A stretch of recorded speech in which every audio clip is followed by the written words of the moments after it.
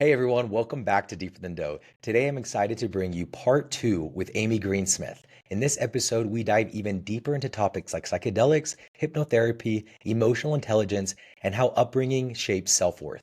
Amy shares her incredible insights on finding your voice, setting boundaries, and embracing emotional freedom. Don't forget to like and subscribe to never miss a weekly episode. Hey everyone, welcome back to another episode of the Deeper Than Dough podcast. I'm super excited to have Amy Greensmith back on the show. Amy, I think you're the first guest to repeat, and I'm super excited because on the first show, I was like, we need a repeat. So, Amy, welcome back. Oh, I'm so excited to be here. I just reviewed our first conversation and it got me really excited to chat again. I know we were just kind of reviewing what we're going to go over on this podcast, and it's some psychedelics, some religious upbringing, hypnotherapy, a lot of really good stuff. So, but for the listeners who didn't catch the first episode, can you start us off with a minute or two of your background? Sure. So I think that, for many of us who end up kind of teaching and educating in the online space, we have our own set of trials and tribulations that we went through, and my situation is very similar to that. So, for a bit of context, I grew up in a very conservative, born again Christian family, which I know you know what that's like to have a lot of dogma around you in your upbringing. And a lot of my motivation was from a place of guilt and fear and being like the good kid.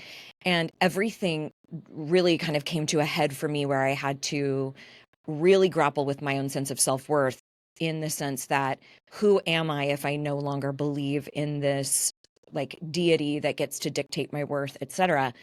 And it kind of came to a head in '07 when my father passed. And I have shared before on the show that I felt very convicted that I wanted to do his makeup for his viewing. So, you know, not like a daily activity to just do makeup on corpses, but it was a it was a very important thing to me at the time. And I spoke to the crowd of hundreds there, so really kind of feeling like I was killing it at daughter that day. And we get back home to my mom's house and she finds it the perfect time to tell me that she feels as though my father and her had failed as parents, because both myself and my two siblings were not, quote, walking with the Lord. So because we were not subscribed to the faith traditions, it was, I know you've had very much the similar situation.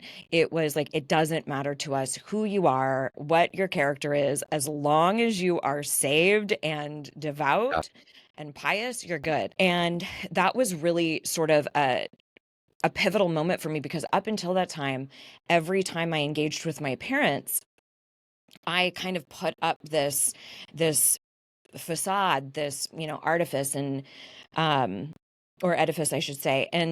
And I felt like this was the moment of, I either just acquiesce and do what she wants, say what she wants, or I choose me. And I do feel very strongly that oftentimes when you are speaking up for yourself or you're establishing a boundary, it oftentimes is not an ultimatum. But when push comes to shove and I have to decide between making them happy, like my parents happy, or making me happy, that was the moment when I decided I'm choosing me.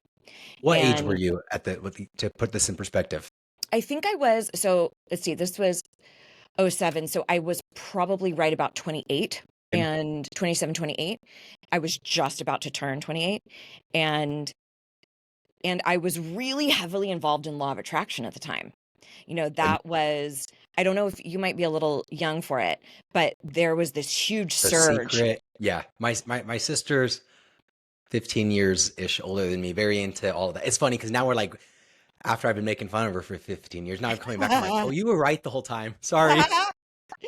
Yeah. So, and funny, I just cleaned out my office and I found my DVD of The Secret, and I'm like, oh my gosh, this is hilarious. But yeah, so I kind of thought as he was passing, I thought, ooh, I'm just going to manifest him into healness, or into wellness, into healing. And that didn't work. And so my, not only was my faith in sort of the metaphysical world rocked, I didn't really have a solid basis and understanding of it. But also, I was so clear that I was not subscribing to what my parents believed, and I was just so sick of doing that tap dance of maybe they'll still approve of me if they don't know all of the behind the scenes stuff of what I really believe. And it just hit this breaking point. And that really lended itself to the work that I do now, which I really kind of put in two major categories. One piece is believing that your voice actually matters, believing that you are enough. It's that whole self-worth concept. And we use different semantics for that. Some people say deserving or that I matter. But in essence, what we're talking about is worthiness. And then the second kind of bucket of the work that I do is, okay, if I believe that I am enough, how does that now inform the rest of my relationships? How do I show up in communication with my coworkers, my boss, my spouse, my children, my parents, my friend circle? So I do a lot around untethering the reason why we people please, which is quite antithetical to speaking up for yourself. And then what are the like, what the fuck is a boundary and how do you do it? And what's the anatomy of a difficult conversation? And why do I keep having the same argument over and over and over again? So those two components lend themselves quite well to one another. So that's what I do in my corner of the world. Awesome. I love that. There's so much to unpack there, though. Um, Yes. I want to start with the religious part, Yeah. because I think, maybe in the United States, a lot of people, or some people relate to that. Um, but whether it's religion or something else, it's growing up in a household with parents that have defined their self-worth and happiness on something Mm. external. It could be religion, it could be a community, it could be whatever. And then now they want you to do the same. And then it kind of turns into a cult when it's like, hey, we love one another, but if you're not part of us, sorry, you're not going to go to heaven with us. We're better than you. We're not going to say that, but that is written in our doctrine, and we feel bad that you're going to go to hell. So, it's a cult, at least to me. And it's very Yep. like egotistical of like, no, we're right. Nobody else has it. But also we're humble. We just don't look into the doctrine. So it, lot into that. Did you use, so I kind of started my journey away from religion into spirituality. I guess that's what I'd say about the same age, 27, 28 years old. Mhm. For me, it was mushrooms that kicked me off, Mm. and it like changed the entire trajectory of my health, my wellness, my business, everything, to be able to really start expanding my consciousness and focusing on it. Did psychedelics play any role for you? Well, it's interesting. I am definitely a proponent for plant medicine. I don't have any experience with it, but I'm Okay. super open to it. And I really do think that we're at a really unique time in history. And I speculate that within the next 5 years or so, we will have a completely different understanding of consciousness, human consciousness, what we're capable of. And you and I were talking before we hit record about this new documentary out called The Telepathy Tapes. And I I was think into that. that that's lending it. Yes, if you have not listened to it, first of all, where have you been? Because it knocked Rogan out of the top spot.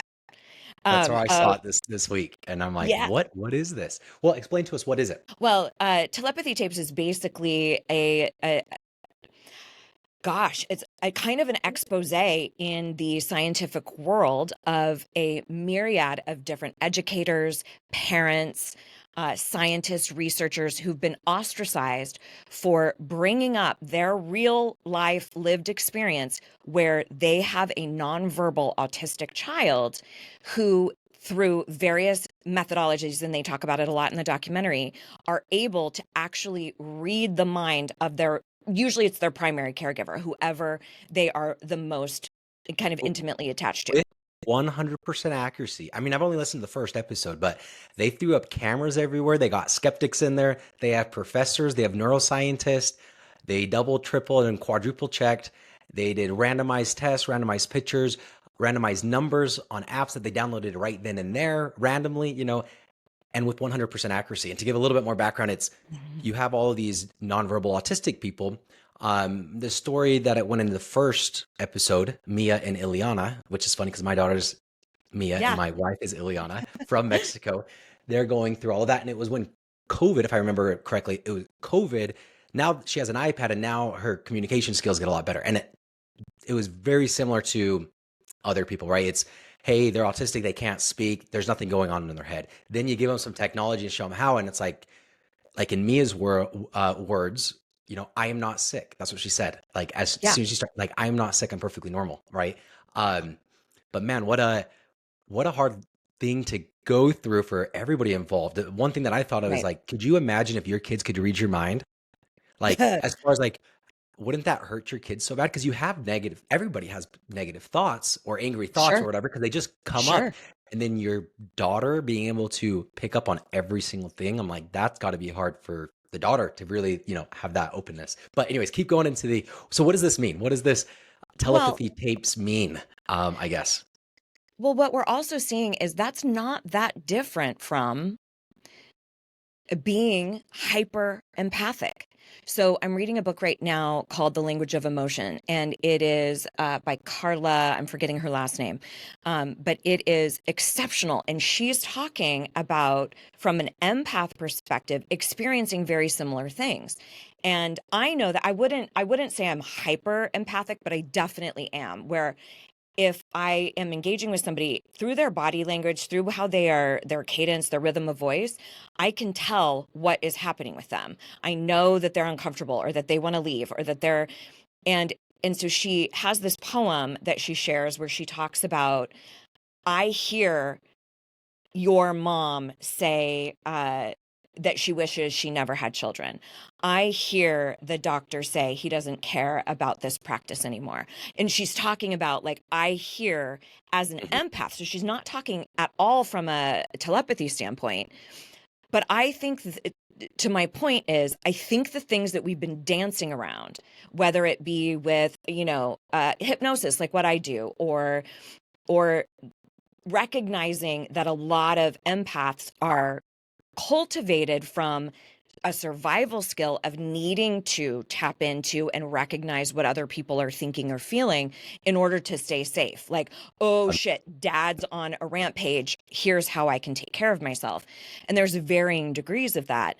But I think these things that we've been talking about, and in spiritual communities, metaphysical communities, talking about, transcendental meditation or ways that we can have out of body experiences, in psychology, calling it disassociation from the body. I think that there's going to be major learning for us in that area of consciousness, that we will realize that we have capabilities far beyond what we think. And one of the things that we hear a lot in that documentary in particular is how the scientific community has overwhelmingly come from a materialism vantage point, meaning I need to see it, hear it, feel it. I need to be able to prove it. It needs to be material substance in front of me. So this idea that the brain could have capacity that's actually outside of the physical body really starts to freak people out. So we're seeing a massive pushback from the scientific community. In fact, there are folks in the documentary who are saying, we're putting our career on the line here Yeah. because we can be ostracized as the current quack, right? Yep. And there's a lot of people saying they're grifters, they're this and that. It's been debunked. But what they are asking for, what they're begging for, is more scientific research. They want the peer-reviewed studies. They want to do that because they are experiencing something that is literally out of this world. And Yeah. I don't think it's that much different than our discovery of microorganisms, right? Like, we never And had, or electricity. That always was available to us. It yep. always existed, but it took us discovering it. And I think the exact same thing is happening around consciousness right now. I like that a lot. I mean, another way that, at least in my mind, that I phrase that what science is trying to do, it's all intellect, right? And we're smart. We have great brains.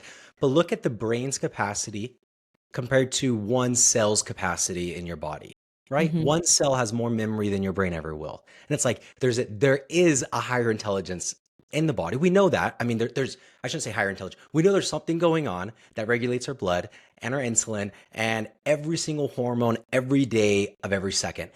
And then we say, let's ignore that and just focus on this thing called the brain and the intellect. If it doesn't make sense to the intellect, let's just throw it out. And it's like, wait a Right. second, are you throwing the baby out with the bath? Like, we Yeah. know that the body's capable of these incredible things. If you just take, again, one single cell, it has more information than any computer that we've ever Yeah. built.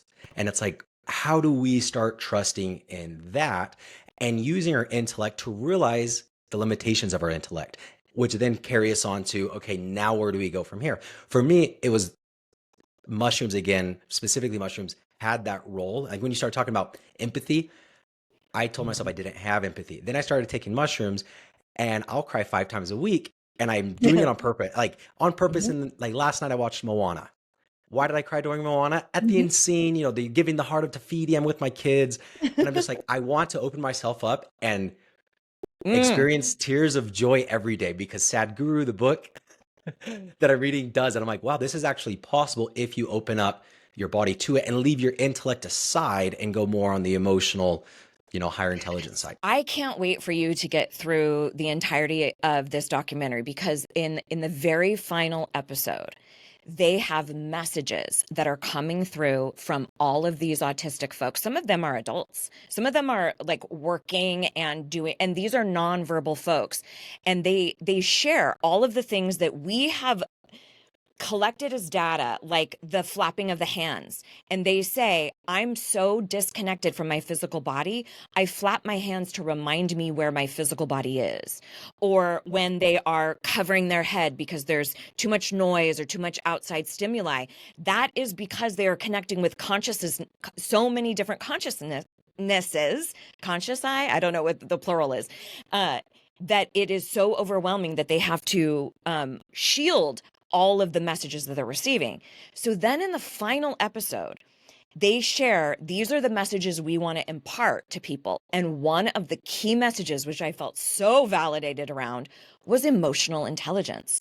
It was the stuff that we run from, right? We are such emotional spirits and beings, yet we really try to nurture that out of ourselves when we know scientifically that we make decisions, almost every decision based off of how we want to feel, focusing in the limbic center of the brain. So for example, if we want to connect, or if we want to be successful, it's because we want a feeling of freedom or peace or happiness. We're always chasing an emotional feeling. But we really demonize that in our culture, really poorly with men, where we say the only emotion you're permitted to feel is anger. So lash out, get it out that way, which is why, we have epic levels of abuse. But what a disservice. What a disservice to largely to men or those identifying as men to say you have to cut off all of your emotional intelligence because Yeah. God forbid you do something that we have ascribed as feminine. And it's fucking not. It's just human. It's a Yeah. way we've been socialized. So, I, but one of the things they're really talking about, and you're talking, you're kind of saying like, why wouldn't they want to do this? Why wouldn't you want to study? Why wouldn't you pay attention? It will cause massive disruption to people's faith, to their beliefs about the afterlife, to their beliefs about the physical text that they've been studying as God's word. And so there are a lot of social implications that will disrupt major markets in the US. So not to come back to capitalism, but that's a piece of it. Yeah. I like that you said, again, we have intellect, and intellect is, for a lot of us, maybe for me, I don't know. That's the easiest to go off of because it's like, it's tangible. I can see my thoughts. They consume my every single thing, and I'm trying to get away from them. But again, it's like, okay, intellect, I'm not going to focus on emotion because my intellect, I could reason with it. It makes more sense to me. But diving deeper into it, I came to the same conclusion as you. Well, logically speaking, intellectually, I could evaluate every decision and link it to an emotion that I want to feel. So I'm like, oh, Mhm. wait, so logically, intellectually, life is all about emotion. So how do I get off track? And then it's like, hey, now how do you get back on track? For me, I honestly thought, and who knows, I think I was a kid that was more sensitive on like the emotional Mhm. side and the empathic side. And I remember watching like those children, starving kids in Africa, and like not being able Yeah. to sleep when I was 8 years old. And I'm like, why is the world like this? So I think I just Mhm. blocked it all because I felt it too much. And my mom was a great example, and my dad. I had two amazing examples on how to block every fucking emotion.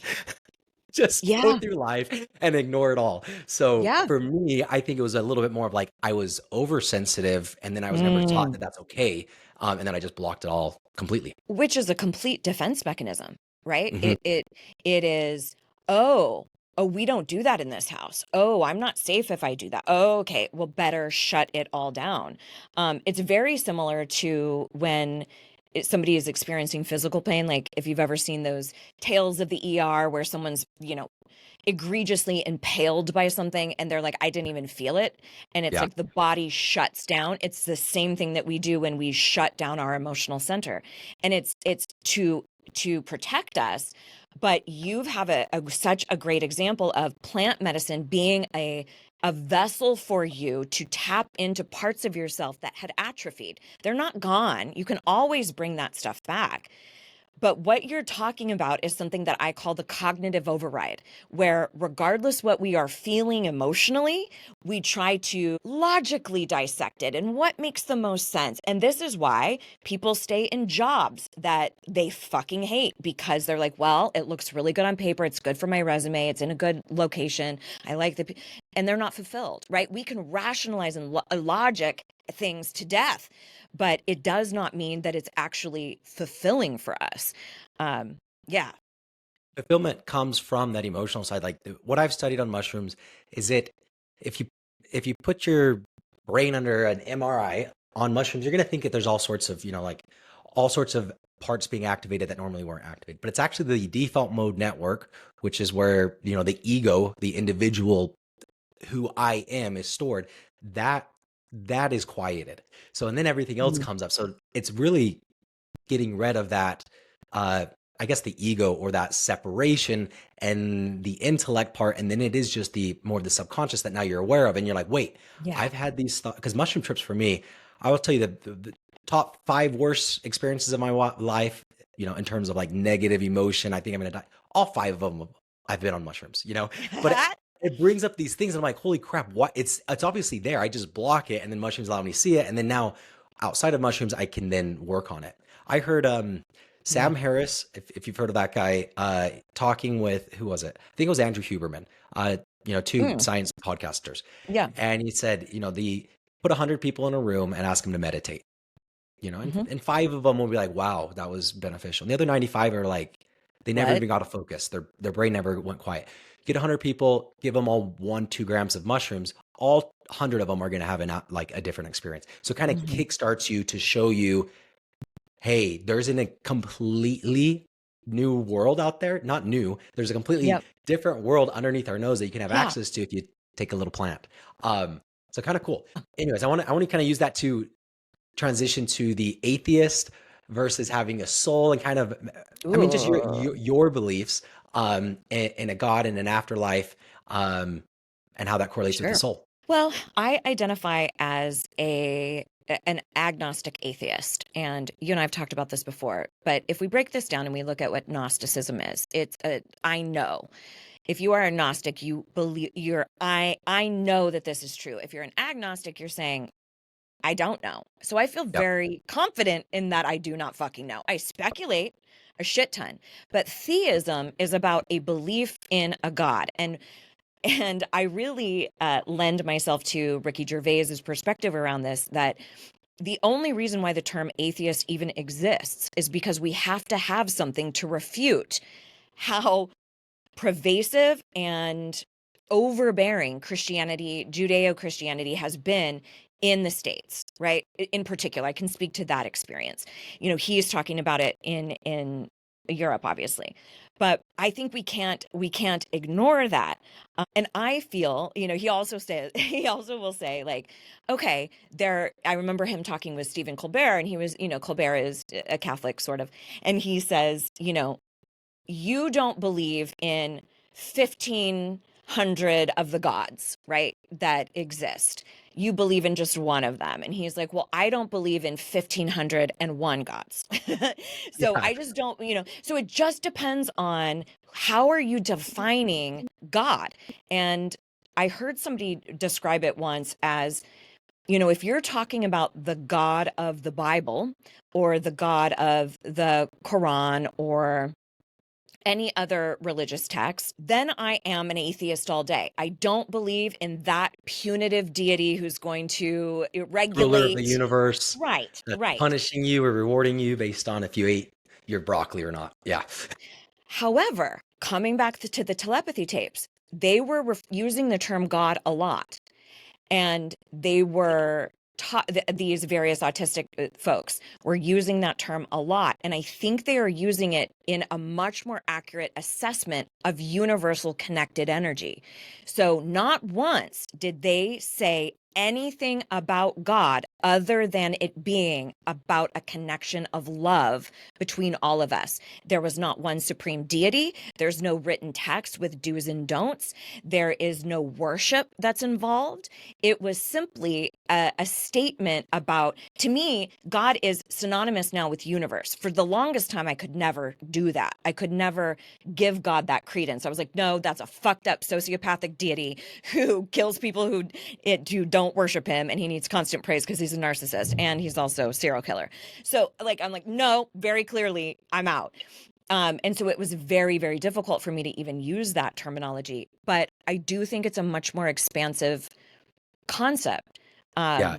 So So it it, depends how you describe God. And then, but again, to the soul piece, I don't feel like that has anything to do with a deity or a God or anything like that. To me, that's a scientific realm that we haven't tapped into. And I don't think our souls, again, with this documentary, it was very validating to me also with some other folks that I've conversed with over the years, that I don't think we necessarily even fucking need a body.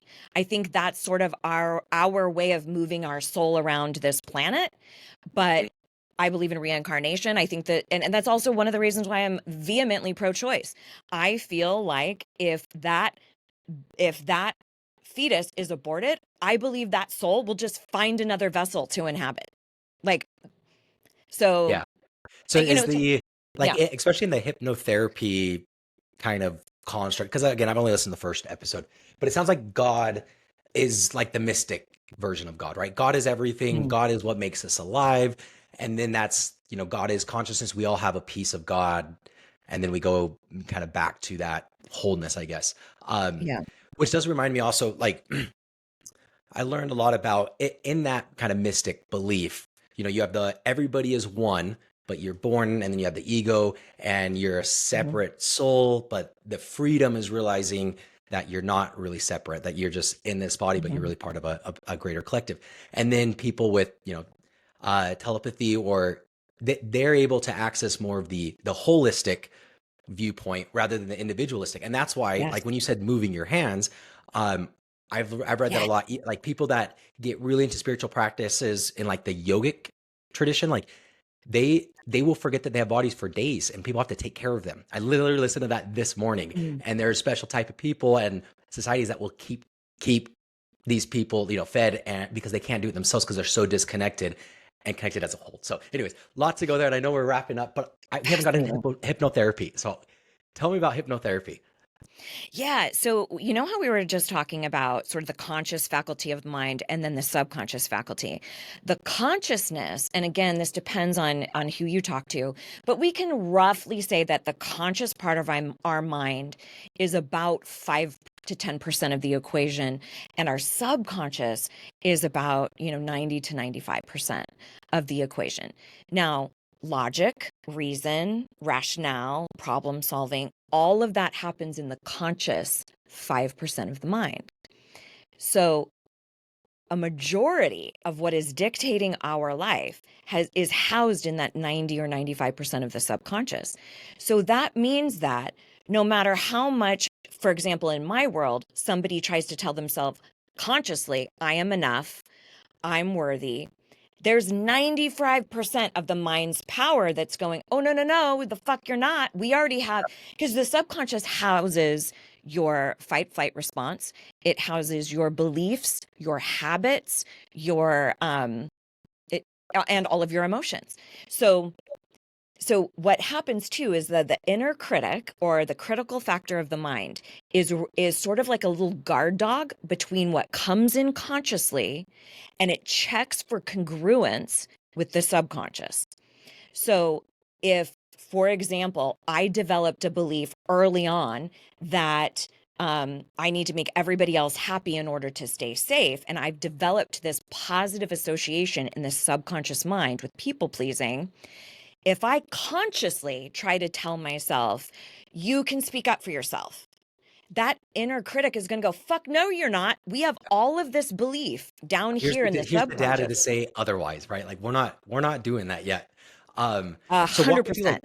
what is a hypnotherapy session? And again, I believe so much into this because I think psychedelics help you access to the subconscious mind, and that's where the change is. Yeah. Or deep meditations. I've been getting into like yogi chants and vibrations in Yeah. the throat, and it's cool. Like it does get you, it quiets your mind. And at the end of the Yes. day, a quiet mind is a happy life. And that's all subconscious. So if I'm doing a hypnotherapy session Yes. with you, Amy, kind of what is, what is that like? It seems new and it seems weird. It seems exciting, but kind of walk me through it. Well, the reason why I bring up all this stuff around the subconscious and why this is important is, and did you just have a little sippy cup? I love that. So it's, yeah, I ran out of coffee mug. So this is a unicorn, rainbow, pink. It's my I daughter's. love it. I I love brought it. it to the gym too, and I got made fun of, but whatever. Well, turns out unicorns don't have a gender. Pink doesn't have a gender. And Um, rainbows and moons are everywhere. Yeah, no, we're yeah, good. and those don't have a gender either. So, but the reason why I bring that up is because in our awakened state, the critical factor of the mind is rampant. But when you are in a hypnotic trance, it's almost like that you're giving that little guard dog a little greenie or a little treat and it goes to sleep. So Uh, what that means is when somebody is in a hypnotic state, and I'll tell you exactly what that means, we can now feed those concepts like I can speak up for myself or I am enough, and there's far less resistance from the inner critic. You don't have that kickback, so it's able to drop into the sub so much faster. So what is essentially happening, it's just a slowing down of the brainwave state. We all go into hypnosis every single day, at least twice a day, when we're awakening or when we're going to sleep. And so, when we're in a complete sleeping state, that's our delta brainwave state, right? It shuts down motor functions so that if we're running in our dream, we're not, flailing our arms around. So yeah. theta brainwave is a hypnotic trance. It's just slowing down the brainwaves. That's all. And so it depends on what that person wants to work on or what we're dealing with. But there are tons of different things that you can do while somebody is in that theta brainwave state. But you can actually start to tune into that yourself because we do it again as we awaken and as we go to sleep. Have you ever had those situations where you're so delirious that you're like, I don't even know what I'm making? I'm not even making sense. I need to go to bed. I'm so sleepy. You're Oh, probably in a yeah, yeah, theta. yeah, You're in yeah. theta. That age old example of, you're driving somewhere, you get to your destination and you don't remember the drive at all. But your subconscious knows how to move the gear shift, it knows the Yep. directions. So your conscious mind can be busy thinking about what you should have said to your boss. So that is, and we don't recommend that you are in a theta brainwave state. So it's in a very, very natural place to be. But I now can recognize it as I'm going to sleep or as I'm awakening. And I use that time to just say a shit ton of mantras to myself. So I Um, literally just learned about that like 2 weeks ago. Those two windows, you're the most yes. conscious, you're in those theta, and that is when to practice any sort of goals or manifestation because you're already in there. Have you Yeah. heard of the Heart Math Institute? It's like Joe Dispenza, Brain Heart Mm. Coherence. I just I bought know some of Joe device. Dispenza. I know You of put it him, but on your ear and it's measuring your HRV rate along with something else with the heart rate, something else goes on your chest, and it's measuring the brain heart coherence to get you in those states. It's really cool. Like I could breathe normally and I'm in like a one or two. Then I start like different types of breath, slower or like, with some cool. resistance at the back of my mouth, or I do some vibrations like, you know what? And it'll immediately go Yeah. up to like three, four, five, six. And you're like, holy crap. And then you also notice your brain just gets so quiet after. So I'm getting very Cool. geeky and nerdy because now I can measure it. And my daughter, my 7-year-old daughter, she's there with her hands like this, like I trying to get to love the it. fours or fives. It's been fun. But it's Oh, I cool though love it. because science is going that direction. Like Hmm. it's turning the woo woo into scientific just because now there's more data, I guess, surrounding it Yeah. all. What a concept. But I mean, even when we're talking about like medically, when we do EKGs or EEGs, that's a measurement of energy that is, outside of us. So, or if we look at sonar with dolphins, we have a lot of scientific evidence to show that energy can be measured. So I think why couldn't a conscious part of the mind exist outside of the physical body? I think it has. And we are just now able to qualify and quantify it in a way that we can understand. But we've mentioned before, I do think there is real resistance in the scientific community of being too woo woo, or now this is transitioning into new age as Yeah. opposed to valid science. But But I think we're going to see something in the next 5 years. yeah, I mean, a little bit about that is science in general, right? Even if it's wheat carbs, and you're the first scientist to say no, carbs are bad, like it's just going against the norm.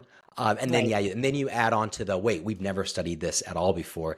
Then it's actually like, is this worth it? But I think that the world is big enough, we have enough people, we're connected enough, we're smart enough Yep. that this will continue progressing. I mean, yeah, it's here in Utah last year, MDMA and mushrooms got approved.